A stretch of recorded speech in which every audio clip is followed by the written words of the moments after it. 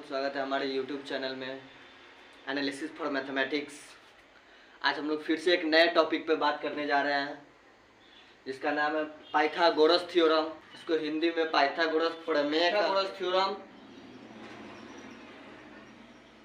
हमेशा यूज समकोण त्रिभुज में किया जाता है। समकोण त्रिभुज कहने का मतलब राइट एंगल ट्रायंगल में, वैसे ट्रायंगल जो एक 90 डिग्री का कोण बनाता हो, 90 डिग्री का कोण बनाता हो, वहां पे क्या यूज करेंगे? पाइथागोरस प्रमेय। यहाँ पे केवल समकोण त्रिभुज में यूज होता है, लेकिन नहीं, पाइथागोरस थ्योरम केवल समकोण त्रिभुज में यूज होता है। और इसका नाम दे तो ए बी, पिछले वाले हिस्से को बी के नाम से डिनोट करते हैं। बी का मतलब बेस, इसको हिंदी में आधार कहते हैं, है कि नहीं? बी से डिनोट करते हैं निचले वाले को, जिसको बेस या आधार कहते हैं।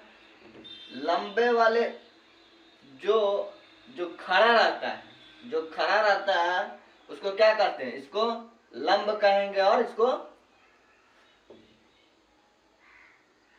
पी से डिनोट करते हैं, इसको पी से डिनोट करते हैं, इसको परपेंडिकुलर कहते हैं। हिंदी में कहे तो इसको लंब कहते हैं। लंब कहे तब या ऊंचाई कहे तब, है कि नहीं? और जो सीधी नुमा रहता है, जो सीढ़ी के आकार का रहता है, यानी कि जो 90 डिग्री के डायरेक्ट सामने वाले साइड को, 90 डिग्री के डायरेक्ट सामने वाले साइड को कर्ण के नाम से जानते हैं, जिसको इंग्लिश में हाइपोटेनस, इसको H से डिनोट करते हैं और इसको हिंदी में कर्ण के नाम से जानते हैं। यही है। यहां समझिए पाइथागोरस थ्योरम समकोण त्रिभुज में यूज किया जाता है, और समकोण त्रिभुज में निचले वाले हिस्से को बेस कहा जाता है, जिसको हिंदी में आधार कहते हैं। उसको B से डिनोट किया जाता है। 90 डिग्री, जिसपे 90 डिग्री पे जो खड़ा रहता है उसको क्या बोलते हैं? परपेंडिकुलर बोलते हैं, लंबाई या ऊंचाई बोलते हैं, इसको लंब भी बोलते हैं। इसको P से डिनोट करते हैं। डायरेक्ट सामने वाले रेखा को, सामने वाले भुजा को क्या कहते हैं? कर्ण कहते हैं, इसको इंग्लिश में हाइपोटेनस, और H से डिनोट करते हैं। पाइथागोरस प्रमेय का एक फॉर्मूला होता है, सूत्र क्या होता है इसका? इसका सूत्र होता है कि पी स्क्वायर जोड़ बी स्क्वायर, ठीक है? एच स्क्वायर बराबर पी स्क्वायर जोड़ बी स्क्वायर होता है फॉर्मूला। इसकी एच स्क्वायर बराबर पी स्क्वायर जोड़ बी स्क्वायर। इसको हम क्या लिख सकते हैं? हाइपोटेनस के स्क्वायर बराबर परपेंडिकुलर के स्क्वायर जोड़ बेस के स्क्वायर। इसको हिंदी में लिख सकते हैं कर्ण स्क्वायर बराबर लंब स्क्वायर जोड़ आधार स्क्वायर, है ना? लिख सकते हैं कर्ण स्क्वायर बराबर इस भुजा के इस साइड के लंबाई के बराबर क्या होता है? इसके साइड के लंबाई के स्क्वायर और इसके साइड के लंबाई के स्क्वायर, दोनों के जोड़ के बराबर होता है। कर्ण स्क्वायर बराबर लंब स्क्वायर जोड़ आधार स्क्वायर। अब देखिए यहीं से फॉर्मूला बहुत सारा बनता है। अगर हम इंग्लिश देखिए, यहाँ पे देखिए एच स्क्वायर, जैसे एक नंबर फॉर्मूला हो गया एच स्क्वायर बराबर पी स्क्वायर जोड़ बी स्क्वायर। हमको यही याद रखना है कि जो सबसे लंबी रेखा होती है, इसमें सबसे लंबी रेखा कौन है? कर्ण है। समकोण के सामने वाली रेखा हमेशा सबसे लंबी रेखा रहती है, तो कर्ण, तो दोनों भुजा के स्क्वायर के जोड़ के बराबर आता है। तो हमको ये याद है एच स्क्वायर बराबर पी स्क्वायर जोड़ बी स्क्वायर। अब देखिए अगर हमको एच स्क्वायर है, पी स्क्वायर इधर प्लस में, इधर आएगा तो माइनस में, हम क्या लिख सकते हैं? H square minus P square, और उधर बी स्क्वायर बच जाएगा बराबर बी स्क्वायर। इसका मतलब एक और फॉर्मूला हो गया। दूसरा का फॉर्मूला क्या हो गया कि बी स्क्वायर बराबर, है कि नहीं, H square minus P square हो गया ना?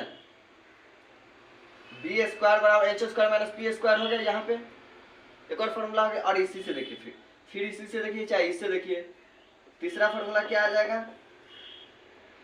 अगर एच स्क्वायर बराबर पी स्क्वायर जोड़ बी स्क्वायर है, अगर हम बी स्क्वायर को इधर लाते हैं, बी स्क्वायर प्लस में इधर आ जाएगा माइनस में, तो H square minus B square बराबर पी स्क्वायर। एक और फॉर्मूला क्या हो गया, इसीलिए पी स्क्वायर बराबर H square minus B square, है ना। जो इसको पी स्क्वायर, देखिए याद करने का तरीका क्या है कि इसको ध्यान में रखने का तरीका हमेशा याद रहेगा कि अगर बी स्क्वायर निकालना है तो एच स्क्वायर में से बड़ा है एच स्क्वायर, तो उसमें से घटाएंगे किसको, पी स्क्वायर को। जो नहीं निकालना है उसको घटाएंगे। पी स्क्वायर निकालना है तो एच स्क्वायर में से बी स्क्वायर को घटाएंगे, और बी स्क्वायर निकालना है तो एच स्क्वायर में से पी स्क्वायर को घटाएंगे। देखिए तीन फॉर्मूला ऐसे ही हो गया, इसी से हो गया। अब यहाँ पे देखिए, अब पहला फॉर्मूला हमारा क्या था, पहला फॉर्मूला कि एच स्क्वायर बराबर पी स्क्वायर जोड़ बी स्क्वायर, है ना। इसको अगर हम देखिए कि ये स्क्वायर में है, इसको अगर स्क्वायर को उस पर ले जाए तो क्या हो जाएगा, रूट में बदल जाता है। तो क्या हो जाएगा, रूट अंडर पी स्क्वायर जोड़ बी स्क्वायर। एच का बाद अगर एच बराबर हमको निकालना रहे, ये दोनों दिया रहे और एच का मान निकालना रहे, तो क्या निकाल सकते हैं, एच का मान निकालना रहे तो ये दोनों की लंबाई के स्क्वायर कर देंगे और उसको रूट कर देंगे और एच का मान निकल जाएगा। अब दूसर का देखिए, दूसर का क्या है, बी स्क्वायर बराबर H square minus P square. अब हम अगर यहाँ बी बराबर निकाले तो ये भी क्या, रूट इधर, स्क्वायर इधर क्या चल जाएगा रूट में, तो root under H square minus P square. समझ रहे हैं ना। तीसरा नंबर फॉर्मूला क्या है, पी स्क्वायर बराबर H square minus B square, है ना। देखिए स्क्वायर है, स्क्वायर अगर बराबर के उस पर जाए तो रूट में बदलता है, रूट बराबर के उस पर आए तो स्क्वायर में बदलता है। पी बराबर क्या हो जाएगा, root under H square minus B square. देख रहे एक ही फॉर्मूला से कितना फॉर्मूला बन गया, एच स्क्वायर का भी फॉर्मूला आ गया, एच का भी फॉर्मूला आ गया, 6 को बन गया, 3 को उधर और 3 ये वाला बना 3 ही, लेकिन उसका फिर तोड़े हैं तो एच डायरेक्ट मान निकाले तो रूट में आ गया।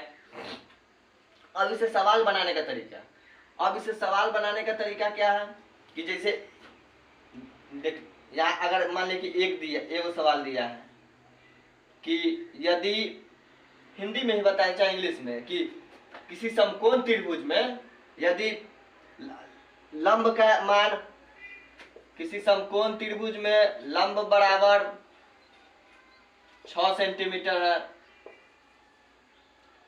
आधार बराबर 4 सेंटीमीटर